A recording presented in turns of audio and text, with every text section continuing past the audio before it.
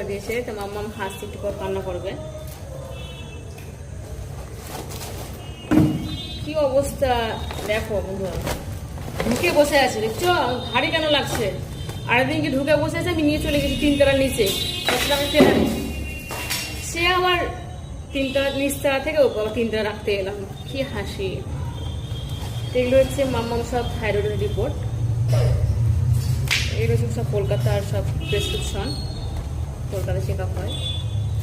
তো দেখাচ্ছিলাম প্রাইভেটে, দেখা যাক। এগুলো সবই আমাদের।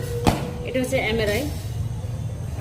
যখন আমার সিজার হওয়ার ঘাই শুকায়নি তখন তোকে ছুটছি আমি পাগলের মতো, একা স্ট্রাগল করছি আমি। এমআরআই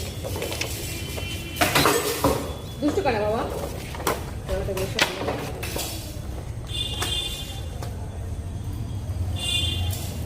তো ল্যাবে গিয়ে ব্লাড দিই, তো যেহেতু একসঙ্গে নার্সিং করছিলাম, আজকে সেই জায়গায় পৌঁছে গেছে। তো বল তোকে আসতে হবে না, কষ্ট হচ্ছে, আর 3 তলাতে উঠে না ভীষণ কষ্ট। মামা কখনো নিয়ে যায়, কখনো বাইরে থেকে তালা মেরে যায়। বলি তোমাদেরকে বারে বারে একই কথা। তো ভীষণ কষ্ট হয়, এটা হচ্ছে ব্যাপার। তো ব্লাড নেয়, তখন আমি দেখতে পারি না, মানে অনেকটা দূরে থাকি। তো আমার ভীষণ কান্না করে, তখন কান্না চলে আসে।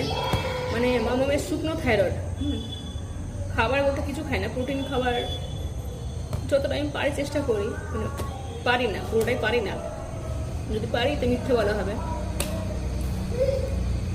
তো আজকে আসবে, কিছুক্ষণ পর আসবে ব্লাডটা নিতে। তো পাশে যারা ভাড়া থাকে তারা কেউ নেই, বাড়ি গিয়ে ছুটিতে। যারা আমার প্রথম ফ্লোরে আছে, দ্বিতীয় ফ্লোরে দিদি ভাই ভাড়া থাকে, তাকে ডাকবো, মানে ওই মামা না উপরে যাবো মা। তারপরে ওই প্রদীপার সাথে মাসি যায়, তো নানি অসুস্থ করে মাসি আসতে পারছে না। তো কষ্ট হয়, একটা মেয়ে হয়ে আমি লড়াই যুদ্ধ করছি। তো মামামের আর কি প্রবলেম, মানে আস্তে আস্তে সবগুলো আপডেট দেবো। আমার বিষয়ে আমি কতটা লড়াই যুদ্ধ করছি এখন পর্যন্ত সবগুলো তো আস্তে আস্তে জানাবো।